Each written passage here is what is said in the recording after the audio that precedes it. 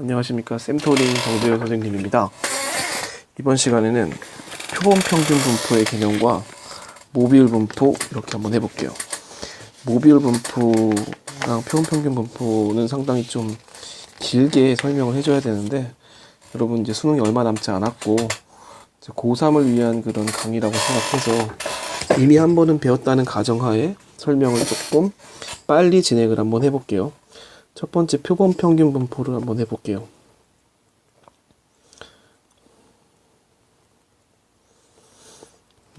여러분이 이제 다니고 있는 학교 또는 학원의 사람들을 모집단이라고 한번 해볼게요. 그래서 키를 선생님이 조사하고 싶어서 모집단의 키를 조사하려고 해요. 그런데 여러분의 뭐 학교에 있는 전체 전교생의 이제 키의 평균이 170이고, 그리고 표준편차가 10인 그런 정규 분포를 따지는 모집단이다. 만약에 선생님이 이 모집단을 다 조사하지 않고 막 1000명 이렇게 되는데 조사하기 힘들잖아요. 그래서 한 4명만 꺼내서 조사를 한번 해봤어요. 그럼 4명이 꺼내면은 제가 뭐 여러 가지 경우가 나오겠죠. 만약 100명이라면은 100 컨비네이션 4만큼의 경우의 수가 나오겠죠. 되게 나올 수 있는 여러 가지 케이스가 있을 텐데, 그 케이스들의 평균만 조사를 해보니까 이런 식의 그림이 나왔다 이거예요. 평균이 170이 될 수도 있지만 170이 아닌 값이 될 수도 있어요. 그런데 그래도 그 평균은 170에 가까워진다 라는 거.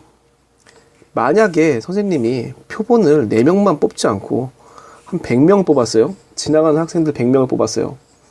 그러면은 그 나올 수 있는 표본 평균들의 분포가 뭐 여러 가지 표본이 나오겠죠. 그 중에서 이제 나올 수 있는 표본 평균들이 있는데, 그것들이 좀 더 모평균과 가깝게 나올 거예요. 왜냐? 제가 180, 이 오른쪽에 있는 뭐 이쪽 부분에 있는 친구들만 100명 뽑는 거는 되게 힘들 거란 말이죠. 그래서 4명 뽑을 때보다 100명 뽑을 때 더 분포가 평균과 가까이 나옵니다.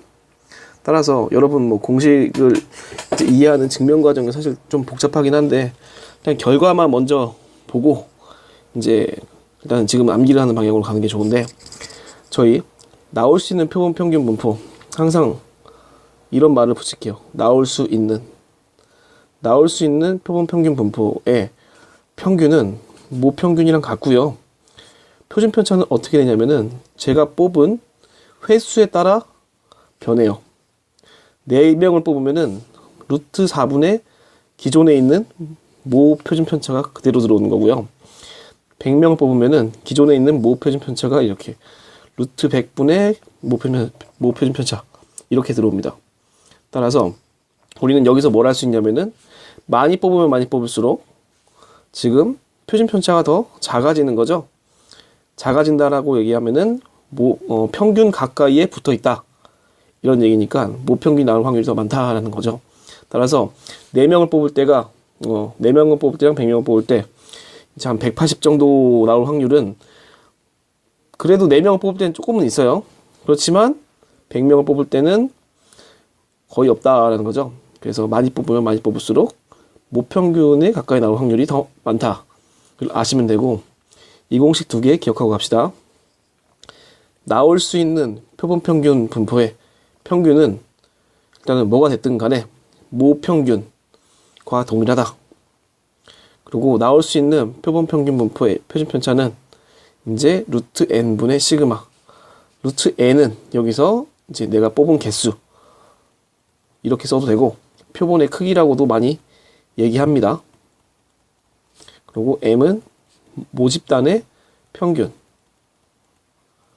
그리고 시그마는 모집단의 표준 편차 이렇게 얘기할 겁니다.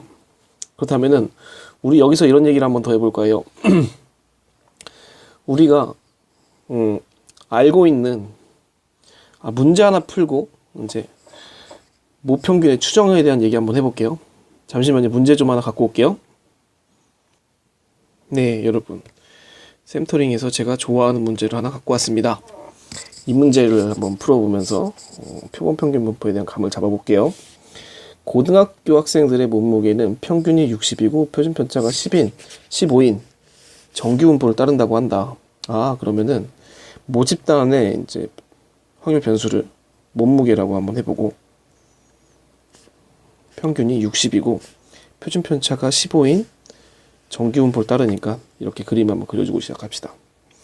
적재 중량이 mkg 이상이 되면은 경고음을 내도록 설계되어 있는 승강기가 있대요. 이 중에서 이미 추출한 몇 명을 탑승시키냐면은 9명을 탑승시킵니다. 경고음이 울릴 확률이 0.05이다 라고 얘기를 했는데 조금 꽈네요. 그 경고음이 울린다는 얘기를 말 바꾸기로 한번 해볼게요. 말 바꾸기라면은 뭐가 되냐면 적재 중량이 nkg 이상이 됐다라는 얘기인 거죠. 그래서 경고음이 울린다라는 얘기를 적재 중량이 mkg 이상이다로 이제 말을 바꿀게요. 그런데 저희가 적재 중량이 나올 확률 구할 수 있습니까? 배운 적이 없죠? 얘를 또 말 바꾸기 한번 더 해봅니다.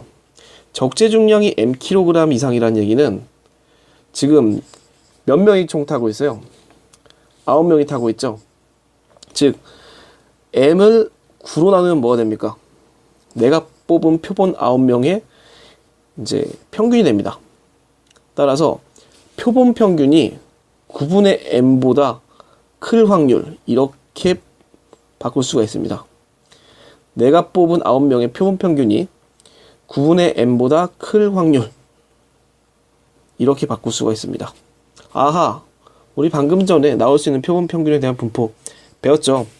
따라서 몸무게가 60kg이고 15가 표준 편차인 그런 집단에서 9개 지금 표본을 뽑으면 나올 수 있는 표본의 평균은 이거 꼭 써야 됩니다. 나올 수 있는 표본의 평균은 모평균인 60kg이 될 경우가 가장 많고요. 그리고 모집단보다 더 촘촘한 구조로 나옵니다. 그리고 표준 편차가 줄어드는데 얼마만큼 줄어드느냐? 루트 9분의 15 내가 뽑은 표본의 크기의 루트를 씌운 거 분의 원래 모표준 편차로 작아진다는 얘기죠. 그러면은 계산을 해보면 이렇게 표준 편차가 5가 되는 그런 분포다 라는 얘기고요. 표본 평균이 n분의 9보다 클 확률이 이게 얼마라고 얘기했냐면은 0.05라고 얘기했어요. 이게 0.05라는 얘기는 n분의 9가 이쯤에 있다는 얘기죠. 9분의 m이 여기 있다는 얘기고 이 오른쪽에 있는 요 놈이 바로 0.05다 이런 얘기죠. 아, 그러면 이제 정규분포를 이용해 가지고 풀어보면 되겠네요. 정규분포에 오른쪽에 남는 넓이가 0.05일 확률은 0.45고요. 0.45는 지금 표준 정규분포에서 1.6까지 갔을 때 0.45입니다. 표준 편차가 1일 때 1.6까지 갔다면은 표준 편차가 오면은 얼마만큼 가야 되나요? 5배를 했으니까 얘도 5배가 늘어나야 됩니다. 따라서 6, 5, 30 그리고 5일은 5, 8, 8.0 즉 8.0이 더 가야 되는 거고 9분의 m은 뭐란 얘기냐면은 68이 된다 이런 얘기인 거죠. 따라서 m은 9 곱하기 68 해서 계산을 생략한다. 이렇게 풀어주면 됩니다. 이런 식으로 여러분 기억하세요.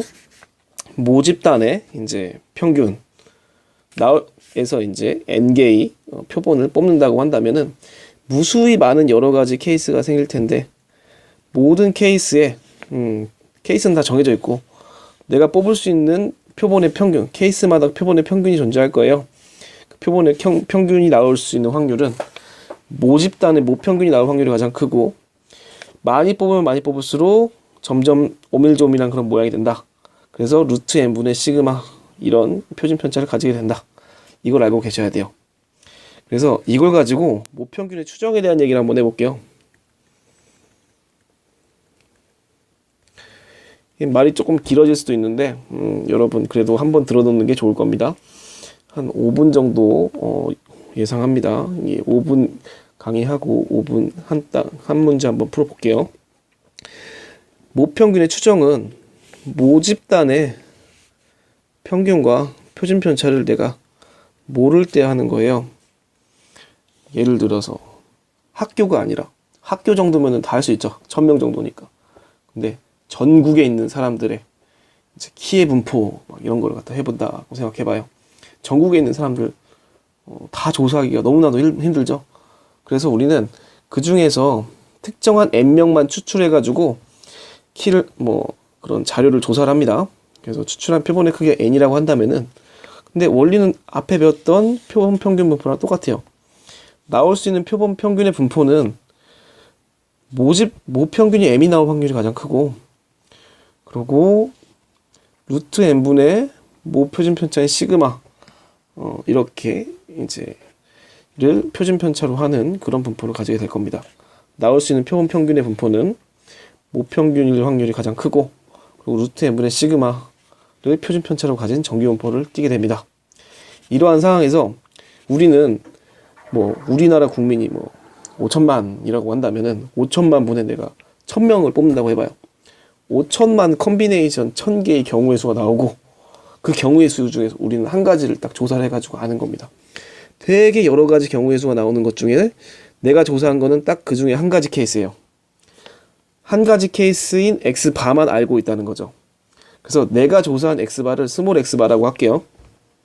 스몰 X바는 여기서 나온 걸 수도 있고, 여기서 나온 걸 수도 있고, 여기서 나온 걸 수도 있고, 여러 가지가 존재하는데, 그거를 이제 확률적으로 계산해보자 이거예요. 그래서 여기서 신뢰도와 신뢰 구간이라는 말이 나옵니다. 신뢰도가 95%라 이런 얘기는 뭐랑 똑같냐면은, 내가 뽑은 X바가 이제 모평균 근처 플러스 마이너스 얼마에서 나왔을 확률이 95%다 이런 얘기예요. 이 얘기가 무슨 얘기냐? 95%다라고 얘기를 했는데, 이제 X바에다가 우리가 이렇게 길이를 두 개를 해놓고 이만큼을 측정해서 이렇게 95%가 될 이 이 네모를 먼저 찾아줘야 돼요. 이거 찾는 건 쉽죠? Z에서 좌우 동일한 크기의 넓이를 구했을 때 0.95가 되는 걸 찾아주면 되는 건데, 그러면 반토막의 길이가 0.475가 되고요. 그거는 이제 문제에서 웬만하면 주어집니다. 1.96까지 가면은 이제 0.475, 즉 좌우 합쳐서 0.95가 되는 걸 발견할 수 있어요. 그러면 표준 편차가 1일 때 루트 n분의 시그마 였잖아요. 그러면 얘가 1.96이죠. 넓이가 같으면은 곱하기 루트 n분의 시그마를 했었으니까 얘도 곱하기 루트 n분의 시그마를 하면 같은 넓이를 가지게 됩니다. 따라서 이 길이가 얼마가 되냐면은 1.96 곱하기 루트 n분의 시그마가 바로 길이가 되는 거죠. 그래서 우리가 공식에서 배웠던 그놈이 나옵니다. 플러스 마이너스 1.96 곱하기 루트 n분의 시그마가 나올 확률이 95%다 하는 거죠. 따라서 다시 한번 얘기해 봅니다. 신뢰도 95%라는 얘기는 스몰 내가 뽑은 표본의 평균이 진짜 내가 알고 싶어하는 모평균 근처 플러스 마이너스 1.96 루트 n분의 시그마가 에서 나왔을 확률이 바로 95%다 이런 얘기인 거죠. 즉 X바가 지금 B급친 여기서 나왔을 확률이 이제 95%다 이런 얘기예요. 그런데 우리는 여기서 주어 목적으로 바꿔줘야 됩니다. 왜냐? 우리가 모르는 거는 X바가 아니라 M이기 때문이에요. 따라서 이 두 개를 바꿔주는데, 이 말이 확률적으로는 똑같아요. X바 근처, 이제 주어 목적어가 바뀝니다. X바 근처 플러스 마이너스 1.96 루트 n분의 시그마에서 우리가 찾고자 하는 모평균 M이 존재할 확률, 이게 95%다 라는 얘기인 거죠. 이거를 이제 부등식으로 바꿔볼 겁니다. 그러면 내가 찾고자 하는 이제 모평균 M이 X바 근처, 즉 마이너스 1.96 루트 n분의 시그마 X바 플러스 1.96 루트 n분의 시그마. 여기서 여기 오는 게 조금 어려워요. 그렇지만 여기서 오는 거는 이제 쉽습니다. 따라서 요렇게 이제 말이 바뀌게 되는데요. 이렇게 될 확률이 95%다. 그래서 우리는 이거를 뭐라고 부르냐면은 신뢰도라고 부르고요. 이 앞에 있는 얘를 뭐라고 부르냐면은 신뢰 구간이라고 불러요. 따라서 신뢰도가 95%일 때 이 신뢰 구간 공식을 이제 유추해낼 수가 있어야 되는데, 사실은 여러분에게 중요한 거는 얘는 암기해줘야 돼요. 암기해주고 입으로 많이 외워보고 문제도 많이 풀어보고 해가지고 적용을 한번 시켜봐요. 이 공식을 가지고 문제를 푸는데, 이 공식을 가지고 문제를 어떻게 푸느냐, 뭐 신뢰 구간을 구하라라고 하는 건 가장 간단한 거고, 지금 여기서 미지수가 이제 x바 뭐 n 시그마 이런 식으로 미지수가 몇 개가 있겠죠. 신뢰도도 있고 1.96. 이제 미지수가 조금씩 바뀝니다. 어떤 게 미지수가 될지는 여러분이 문제를 풀면서 그냥 간단한 그런 연산이에요. 그래서 이 공식만 잘 외워두시면 되는데, 여기서 한 개만 더 할게요. x바는 뭡니까? 내가 뽑은 표본의 평균입니다. n은 뭡니까? 내가 뽑은 표본의 크기입니다.